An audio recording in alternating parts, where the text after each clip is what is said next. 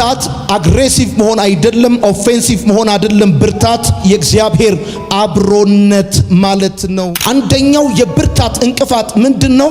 ራስን ከመጠን በላይ አሳንሶ ማየት ነው። ራስን ከመጠን በላይ አሳንሶ ማየት ትህትና አይደለም። የእግዚአብሔር አብሮነት ከዛሬ ፈቃደኝነታችሁ ጋር እንጂ ከትላንትና የቀደመ ታሪካችሁ ጋር ምንም ግንኙነት የለውም። የምንነጋገረው በስጋ ስለመበርታት ሳይሆን በመንፈስ ስለመበርታት፣ በመንፈስ ስለመጠንከር ስለሆነ ማለት ነው። በዚህ ቦታ የምትመለከቱት የመጀመሪያው ነገር ምንድነው? ዳዊት ያገኘው ነገር እግዚአብሔር ከሱ ጋር ስለሆነ በእስራኤል የሚኖሩ ሰዎች ወደ ዳዊት መጥተው አንተ የአጥንታችን ፍላጭ የስጋችን ቁራጭ ነህ ብለው አሉት ብሎ ይናገራል።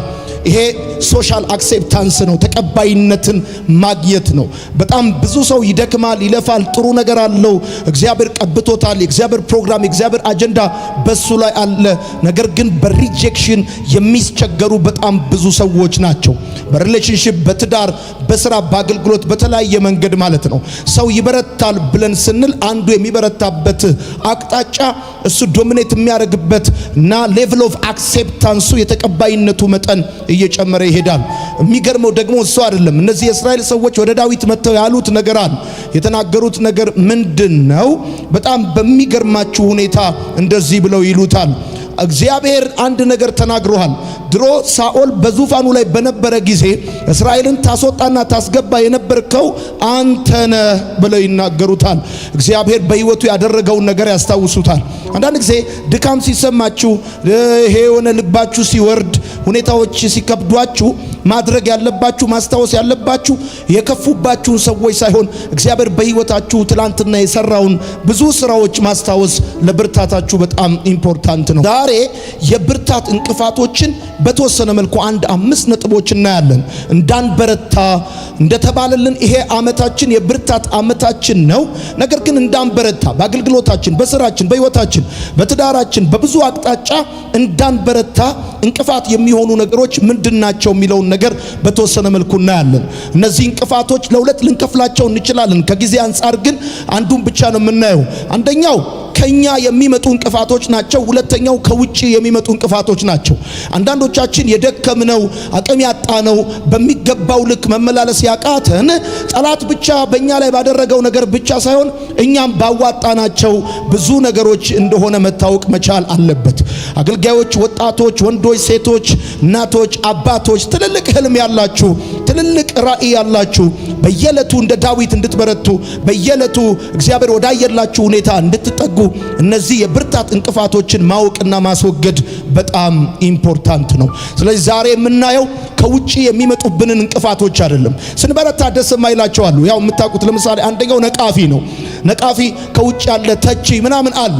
አንዳንዱ ኮንስትራክቲቭሊ እኛን ሊተቸን ይነሳል ማለት ሊገነባን፣ ሊያቀናን፣ የተሻለ ጥሩ እንድንሆን፣ የተሻለ መልካም ነገር እንድንሰራ ለማስቻል ሊነቅፉ ሊተቹን ይችላሉ። አብዛኛው ሰው ግን ኢትዮጵያ ውስጥ የሚነቅፍህ እና የሚተች ተሰባብረ እንድትወድቅና ያሰብክበት እንዳትደርስ እንደሆነ የአደባባይ ሚስጥር እንደሆነ ይታወቃልና ዛሬ የምንነጋገረው ከሌላ ቦታ የሚመጣውን እንቅፋት ሳይሆን ከራሳችን የሚመጡትን እንቅፋቶች እንደሆነ እንድታውቁ ፈልጋለሁ። የመጀመሪያው የብርታት እንቅፋት ምንድነው ከተባለ ራስን ከመጠን በላይ አሳንሶ ማየት ነው። ራስን ከመጠን በላይ አሳንሶ ማየት ነው። የአዲስ ኪዳን መጽሐፋችንን በምናነብበት ጊዜ ጌታ ኢየሱስ በጲላጦስ ችሎት ላይ ተከሶ በቀረበበት ሰዓት የተናገረውን ንግግር ባስታውሳችሁ፣ እኔ ስለ እውነት ለመሰክር ለዚህ ተወልጃለሁ፣ ለዚህ ወደዚህ ዓለም መጥቻለሁ ብሎ ጌታ ሲናገር ትመለከታላችሁ። አንደኛው የብርታት እንቅፋት ምንድነው? ራስን ከመጠን በላይ አሳንሶ ማየት ነው። ሰዎች እንዳይበረቱ፣ ሰዎች እግዚአብሔር ወዳየላቸው ምዕራፍ እንዳይደርሱ፣ እንዳይመጡ፣ አሸናፊ እንዳይሆኑ የሚያደርጋቸው በጣም ከባዱና አስቸጋሪው ነገር ምንድነው? ለራሳችሁ ያላችሁ ከመጠን ያለፈ ራስን አሳንሶ የበታችነት ስሜት ነው። ወዳጆቼ ራስን ከመጠን በላይ አሳንሶ ማየት ትህትና አይደለም፣ በጣም ትሁት ለመሆን ብላችሁ ራሳችሁን ከመጠን በላይ አሳንሳችሁ የምታዩ ሰዎች ሰው ሊያስብ ከሚገባው በላይ እንዳያስብ መጽሐፍ ቅዱስ ያዛል። ልክ ደግሞ ወደ ላይ ብቻ ሳይሆን ወደ ታችም ልክ አለው። ሰው በትዕቢት ተነፍቶ ሊያስብ ከሚገባው በላይ ማሰብ እንደሌለበት መጽሐፍ ሲያዝ፣ በጣምም በትዕቢት ተነፍተ ወደ ላይ ማሰብ አንዱ የልክ ያልሆነ አስተሳሰብ ሲሆን፣ እጅግም ደግሞ ራስን አሳንሶ ከሚገባው መጠን በላይ ማየት ሌላኛው የማይገባ አስተሳሰብ ነው። እኔ እዚህ ሀገር ላይ እንደ ባለሙያ በደንብ ስመለከተው ትዕቢት ሁለት መልክ አለው። አንዳንዱ ትዕቢት ደረቱን ይነፋል፣ በደንብ አድርጎ አንደበቱን ይከፍታል። ሌላው ደግሞ አለ ቅልስልስ ትዕቢት። ቅልስልስ ትዕቢት ነው። በጣም የዋህ ይመስላል፣ ትሁት ይመስላል ምናምን፣ ግን ውስጡ እንትን አለው፣ ኢጎ አለው፣ አደገኛ የሆነ ኢጎ አለውና ሁለቱንም ሁኔታዎች እንድትረዱ ፈልጋለሁ። ነገር ግን ብዙ ሰዎች እንዳይበረቱ፣ ብዙ ሰዎች እግዚአብሔር ወዳየላቸው ህይወት እንዳይመጡ፣ የብርታትን ህይወት ኤክስፒሪየንስ እንዳያደርጉ የሚያደርጋቸው ነገር ምንድነው?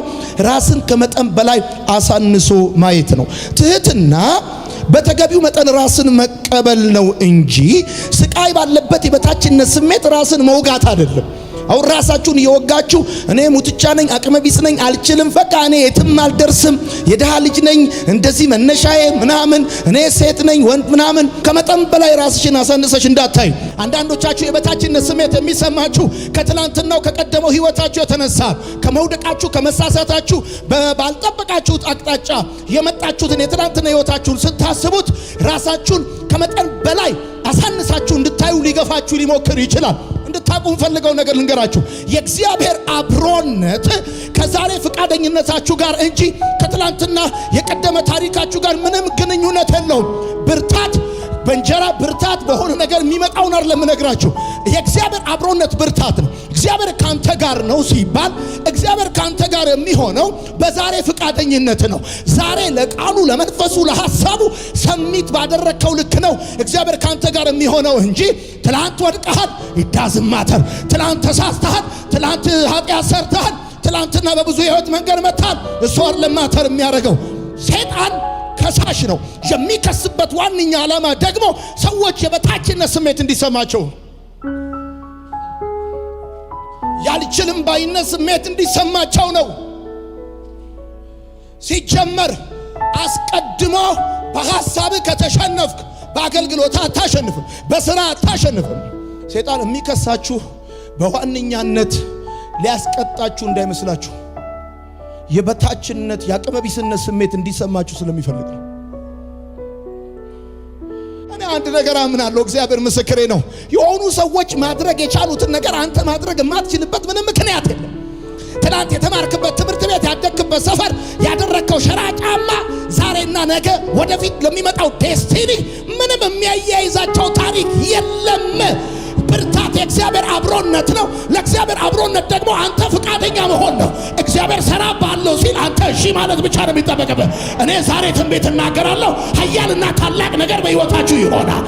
በዚህ ዓመት ከባድ ነገር በሕይወታችሁ ይሆናል። አልችልም አትበል፣ አቅመ ቢስ ነኝ አትበል። ሙሴም እኔ መናገር አልችልም አለ። ወዳጆቼ ብርታት አሪፍ ተናጋሪነት ነው ያለማት ነው። ብርታት የእግዚአብሔር አብሮነት ነው እንጂ ቃላት የማሰካካት የመደርደር ጉዳይ አይደለም። እግዚአብሔር እንደዚህ አትበል፣ እኔ ብላቴና ነኝ አትበል። ይገርማል። ሰይጣን ካዳከመው በላይ ራሱን ያዳከመ በጣም ብዙ ነው። አሁን የት ልደርስ ነው ይላል። የት ልደርስ ነው አሁን የት ልደርስ ነው ይላል። እንዴ ምን ሆነ ነው? ሰዎች ያልደረሱበት ነው የምደርሰው። በእኛ ቤተሰብ በእኛ ዘር ሆኖ ማያቅ ነገር በእኔ ህይወት ይሆናል። አሜን በል። በእኔ ስል በአንተ ማለቴ ነው። አሜን በል። ሁለተኛ የብርታት እንቅፋት፣ ሁለተኛ ፍጹምነትን መፈለግ ነው። ፍጹምነትን መፈለግ ከብዙ መልካምነት ይልቅ ትንሽ ስህተትን አጉልቶ ማየት። ከብዙ መልካምነት ይልቅ ትንሽ ስህተትን አጉልተው የሚያዩ ሰዎች አይበረቱም። ለመሰላችሁ እንከን ፈላጊ የሆኑ ሰዎች አይበረቱም። በመጀመሪያ ፍጹምነትን መፈለግ የብርታት እንቅፋት ነው ብዬ ስላችሁ ምን ማለት ይመስላችሁ? ፍጹምነት የሚገኘው ከእግዚአብሔር እንጂ ከእግዚአብሔር የሚገኘው ነገር ከሰው ፈልገ ልታገኘው ከሞከርክ ለዘላለም አታገኘው።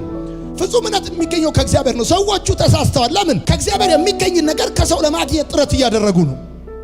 እና በጣም ፍጹምነትን የሚፈልጉ ሰዎች ተጠራጣሪ ስለሆኑ መልካሙን ነገር እንኳን በተሳሳተ መንገድ ነው የሚተረጉሙት። ፍጹምነትን የምትፈልጉ ከሆነ በህይወታችሁ መቼም አትበረቱ። ምን ማለት ነው? ከመልካምነት ይልቅ ከመልካሙ ነገራችሁ ይልቅ የሆነ ስህተቱን አጉልታችሁ የምታዩ ሰዎች አትበረቱም። ምክንያቱም በስህተቱ አይምሯችሁ ቁጥጥር ስር ስለሚገባ። አሁን ስሙ ይልንገራችሁ፣ እንከን ፈላጊ ከሆናችሁ አትበረቱም ነው የምላችሁ። እንድትበረቱ እየበረታችሁ እንድትሄዱ ከፈለጋችሁ በፍጹም ፍጹምነትን መፈለግ ያለባችሁ ከዮናታን ሳይሆን ከእግዚአብሔር ነው። እኔ አሁን ከእኔ በፍጹም አብሶሉትሊ ፐርፌክት መሆን ብትፈልጉ አታገኙም። አንደኛ የተሳሳተ ቦታ ነው የምትፈልጉት። ምን የት ከማን መፈለግ እንዳለባችሁ ማወቅ አለባችሁ። እንዴ አንተ ፋርማሲ ገብተህ ከሰላለት ላይ የማይፈለግ ቦታ አንድ ነገር ፈልገህ ልታገኘው በፍጹም እንዳትሞክር። አሁን ብዙ ሰዎች የማይበረቱት ለምን መሰላችሁ? ብርታት የሚመስላቸው ፍጹምነት ይመስላቸዋል። ኖ ብርታት ፍጹምነት አይደለም። ዳዊትን ህይወቱን ተመልከቱት። እየበረታ እግዚአብሔር ከሱ ጋር ነበር፣ እየበረታ ሄደ ይላል። በህይወቱ ግን በጣም ብዙ አስገራሚ ስህተቶችን፣ አስገራሚ ውድቀቶችን ሲወርቅ ትመለከታለህ። ፍጹምነት አይደለም ብርታት። አብሶሉትሊ ፐርፌክት መሆን አይደለም፣ እንከን የለሽ መሆን አይደለም፣ ከኤ እስከ ዜድ ምንም የማትሳሳት መሆን ማለት አይደለም። ብዙ ሰዎች ትዳራቸውን የሚያፈርሱት ፐርፌክሽን ስለሚፈልጉ። ሶስተኛ የብርታት እንቅፋት ከትንሽ ነገር መጀመሪያ ለመፈለግ ነው። የብርታት እንቅፋት። አሁን ብዙዎቻችሁ መበርታት ትፈልጋላችሁ፣ መጠንከር ትፈልጋላችሁ፣ መጨመር ትፈልጋላችሁ። ነገር ግን ከትንሽ ነገር መጀመር አትፈልጉም። ወዳጆቼ የብርታት ምጽፉ ሰዎች የብርታት ትክክለኛ ጉዞ ከትንሽ ወደ ትልቅ። የብርታት ትክክለኛ ጉዞ ከትንሽ ወደ ትልቅ ነው። አሁን ዳምፔል የምታነሱ ሰዎች፣ ስፖርት የምትሰሩ ሰዎች ልትነግሩት ትችላላችሁ። በአንድ ቀን 50 ኪሎ ታነሳላችሁ፣ 30 ኪሎ ታነሳላችሁ፣ 50 ኪሎ ምናምን ታነሱ። የብርታት ጉዞ ራሱ ከትንሽ ወደ ትልቅ የሆነ ጉዞ ነው። አራተኛው የብርታት እንቅፋት ስር አለመስደድ ነው። ኦኬ ይሁን አሁን እኔ ከስር አንጻር ስር ከመስደድ አንጻር ዛፎች ለሁለት ይከፈላሉ። ስር የሚሰዱ ዛፎችና ስር የማይሰዱ ዛፎች ተብለው ለሁለት ይከፈላሉ። በተፈጥሯቸው ስር የማይሰዱ ዛፎች እድገታቸው ፈጣን ነው፣ እድሜያቸው አጭር ነው። ደግሞዋል። በተፈጥሯቸው ስር የማይሰዱ ዛፎች እድገታቸው ፈጣን ነው፣ እድሜያቸው አጭር ነው። አሁን የብዙ ሰዎች ችግር ምንድነው? የብርታት እንቅፋት ምንድነው? ስር አለመስደድ ነው። ስር አለመስደድ ነው። ስር የማይሰዱ ሰዎች ወዳጆች እዩኝ፣ ስር የማይሰዱ ሰዎች እድገታቸው ፈጣን ነው፣ እድሜያቸው ግን አጭር ነው። ለምሳሌ በአገልግሎት እድገታቸው ፈጣን ነው፣ ወዲያው ይወጣሉ፣ ከዛ ይጠፋሉ። የሆነ ቢዝነስ ከዛ ይጠፋሉ። ምክንያቱም ይሄ ኔቸር ነው። ስር የሚሰዱ ተፈጥሮ ያላቸው ዛፎችን ብታዩቸው ፍሬ ለማፍራት ጊዜ ይወስድባቸዋል። ስር ሲሰዱ ነው አብዛኛውን ጊዜያቸውን የሚጨርሱት። ከዛ በኋላ ግን በንፋስና በወጀብ ምንም አትነቀንቋቸውም። አንዱ ችግር እሱ ነው። ስር አለመስደድ ምን አይነት ካራክተር አለው ካላችሁ፣ ጽፉ ሰዎች ንግግርን አሳምሮ ኑሮን ግን ማዝረክረክ ነው። ስር ያልሰደዱ ሰዎች ካራክተር ይሄ ነው። ንግግራቸውን አሳምረው ኑሯቸውን ያዝረከርካሉ። ይሄ ስር ያለመስደድ መገለጫ ነው። አምስተኛው የብርታት እንቅፋት አምስተኛ አስመሳይነት ነው። እውነተኛ አለመሆን ጻፉ። ይሄ የብርታት እንቅፋት ነው። እውነተኛ አለመሆን፣ ሐቀኛ አለመሆን። አስመሳይነት የብርታት ጠላት፣ የተግባር ሳይሆን የንግግር ሰው መሆን ማለት ነው። አስመሳይነት ማለት የንግግር ሰው መሆን፣ የተግባር ሳይሆን የድርጊት ሰው ሳይሆን የንግግር ሰው መሆን። ስድስተኛ ይሉንታ፣ ምን ይሉኛል እያሉ መኖር፣ ሌሎች ለሚያምኑበት ነገር መኖር የብርታት እንቅፋት ነው። ምን ይሉኛል እያሉ መኖር እንዳትበረታ በጣም ሸሚይዝስ ነገር ሸሚይዝስ አረ የሆነ የምትለውስ ነገር እንዲህ ብሎ ታሪክ የለም። መበርታት ካለብህ ሼም ማቆም አለብህ። ማቆም አለብህ። የመጨረሻው ሰባተኛው መንፈሰ ቀዝቃዛነት። አሁን አንደርሷል። ለመበርታት ራሱ ወኔ መንፈስ ሙቅ መሆን አለበት። ኢየሱስ ጌታ ወጋው ድንዛዜ ማለት አለበት። ቀዝቃዛ መሆን የለብም። እግዚአብሔር ምስክሬ ነው። ነቃ ነው ማለት ያለበት። ጌታ ምስክሬ ይሄ ዳውን የሆነ ስፒሪት ወጋው እንዲህ አይነት መንፈስ ነቃ ማለት አለበት። እግዚአብሔር ምስክሬ ነው። በቃ ዚስ ኢዝ ዛት ላል በወጣትነት ደም ቀዝቅዞ ይሆናል። መንፈስ ቀዝቅዞ ይሆናል አይሆንም።